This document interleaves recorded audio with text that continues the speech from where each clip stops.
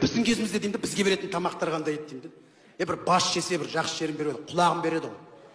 Құлақ пластмасс, вообще дым жоқ, ет те жоқ, майда жоқ. Өздері етін жейді, сүйекті береді. Мә, мүшік қой, әйелің әдем болады дейді. Түнімен ана сүйекпен алысып отырасың ғой, әйелім әдем болады деп.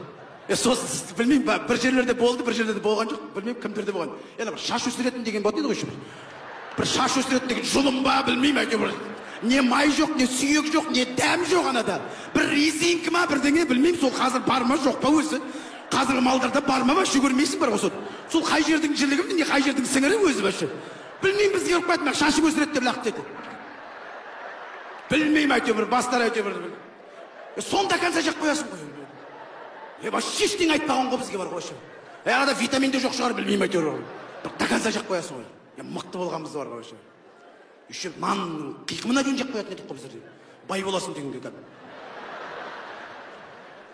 Бір жағынан қарап тұрсаң, сарап жоқ та. Сарап жоқ. Бүкіл нәрсенің бәрін кәдім біз жақ қоятымыз. Қазір енді бір Аллам өзі кешірсін, қазір шелек төгіп атамыз. Қазір үйге 2 пакет тамақ алып келсең 4 пакет мусор шығады, білмеймін қайдан шығатын.